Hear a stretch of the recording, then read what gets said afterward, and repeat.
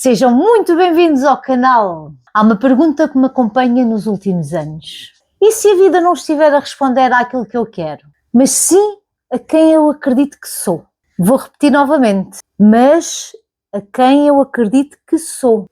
Durante muitos anos eu foquei-me nos objetivos. Queria mais liberdade, queria mais estabilidade, queria criar algo meu, queria reconhecimento, queria basicamente sentir que estava a evoluir. Mas havia uma incoerência que eu não via. Por fora eu queria crescer, mas por dentro eu ainda me via como alguém insegura, como alguém que não é assim tão capaz, como alguém que precisa de mais preparação para se poder expor. E a realidade parecia confirmar exatamente isso. O crescimento demorava, as oportunidades não apareciam como eu idealizava. A confiança não surgia magicamente. Hoje consigo perceber que o problema não tenha sido exatamente o que eu queria. O problema era a identidade a partir da qual eu estava a agir. Porque a identidade não é o que dizemos que somos, é o que repetidamente acreditamos sobre nós.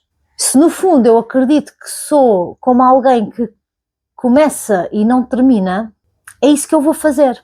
Se eu me vejo que não nasci para negócios ou para ser líder, eu vou-me sabotar em qualquer oportunidade que eu tiver de empreender. Se eu me vejo como alguém que não tem tanta sorte como os outros, vou interpretar qualquer contratempo como prova disso.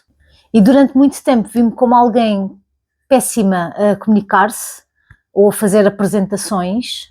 No meu tempo de escola, principalmente secundário e universidade, vivi episódios caricatos. Cheguei a sacrificar a minha nota porque não queria fazer uma apresentação. Eu não estava a fazer a apresentação a pessoas desconhecidas, principalmente no secundário. Aquela minha turma acompanhou-me desde a creche.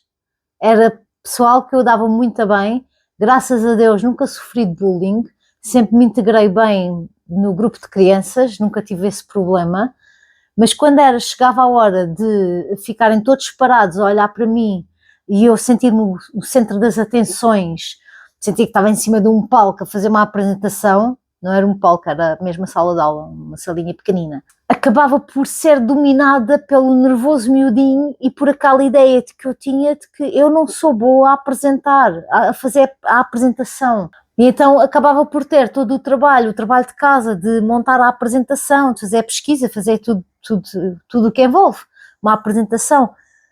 Montava os slides, montava tudo, na altura ainda era aqueles slides que se punham naquelas maquinazinhas e projetavam, nada cá de computadores, não é? E quando chegava à altura de falar, tremia, eu quase que desmaiava de nervos.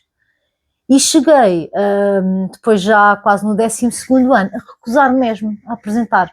Os nervos eram tantos, que a professora dizia, mas tem que ser, tens aí a apresentação feita e tudo mais. Eu dizia, não quero. Depois ficava orgulhosa, não quero, não apresente, não. Vou desclassifico. Eu não quero, não vou apresentar. E isto acontece de uma forma subtil.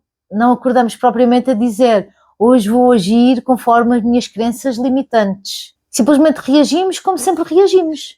A identidade funciona como um filtro invisível. Tudo passa por ela. Duas pessoas podem viver a mesma situação e interpretá-las de forma completamente diferentes. Uma vê rejeição e a outra vê aprendizagem.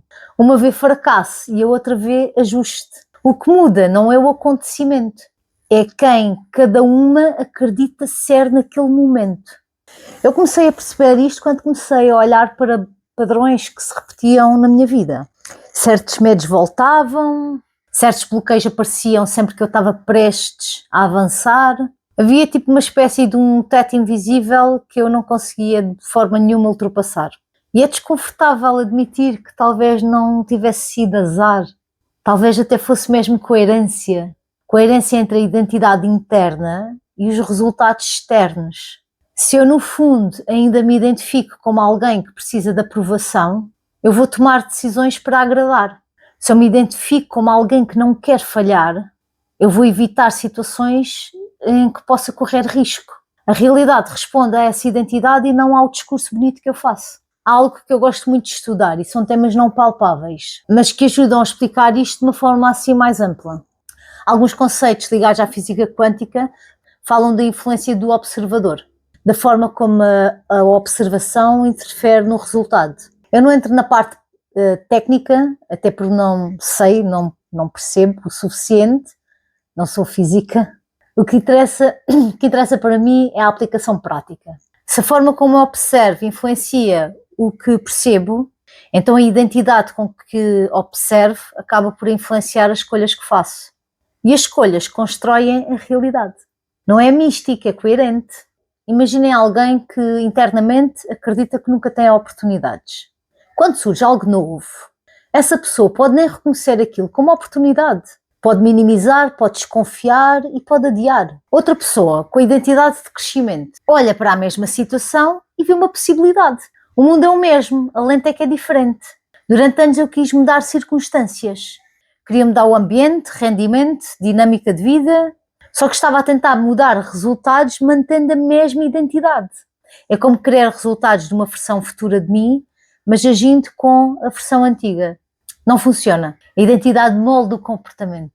Comportamento repetido molda resultados. Resultados reforçam a identidade e cria-se um ciclo. A questão é, esse ciclo está a trabalhar contra ti ou a teu favor? Quando comecei a questionar quem eu acreditava ser, algumas coisas ficaram mais claras. Percebi que ainda carregava definições antigas, ideias sobre mim que talvez fizessem sentido há 10 anos atrás, mas que já não refletiam quem eu queria ser agora. E aqui entra a consciência. Consciência é a capacidade de observar a própria identidade. É notar a narrativa interna.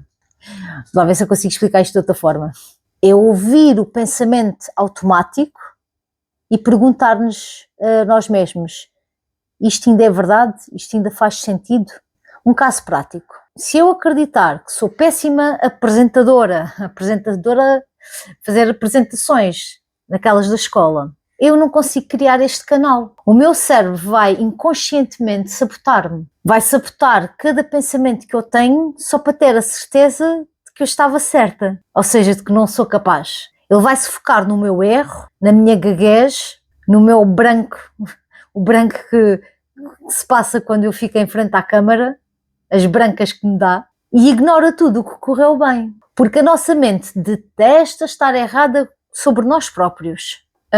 Neste momento da minha vida, aos 41 anos, o perigo que eu sinto é acharmos que estas etiquetas são biológicas, como a cor dos olhos, mas não são. São apenas hábitos mentais que nós nunca questionamos. Se eu quero liberdade para trabalhar no digital, eu tenho que ser a pessoa que aprende a comunicar e não a pessoa que se define pela dificuldade de falar. Faz sentido? É aqui que entra a tal pausa que eu falo. Sem essa pausa, vivemos como tudo o que pensamos fosse um facto. E contra factos não há argumentos. Com essa pausa, acabamos por perceber que identidade também é construção. Se durante anos repeti para mim mesma que era insegura a falar em público, e isso tornou-se parte da minha identidade. E a realidade simplesmente respondeu com bloqueios, com nervosismo e com hesitações. No momento em que comecei a agir como se estivesse em treino, não como alguém incapaz, algo acabou por mudar. Ainda sinto um pouco o desconforto, mas já não o encaro como forma de incompetência. Interpreto como um processo. E essa pequena mudança de identidade altera a forma como a realidade me devolve as experiências. Talvez no final das contas não consigas controlar tudo, mas consegues observar quem estás a ser em cada situação. Perguntas simples que podem revelar muito. Que tipo de pessoa eu acredito que sou enquanto enfrento este desafio? Estou a agir como vítima, como aprendiz ou como protagonista? E se eu fosse a versão que eu quero ser, como é que eu reagiria agora? Não se trata de fingir, trata-se de alinhar a identidade com a intenção daquilo que se quer. Porque enquanto a identidade interna não muda, os resultados tendem a repetir-se. E talvez a transformação nem comece quando a realidade muda. Talvez comece quando a identidade se expande. Eu ainda estou nesse processo. Não é algo que se resolva assim num clique, num estalar de dedos. É um ajuste contínuo. Mas hoje já tento não mudar as circunstâncias. Estou a trabalhar em quem eu acredito ser.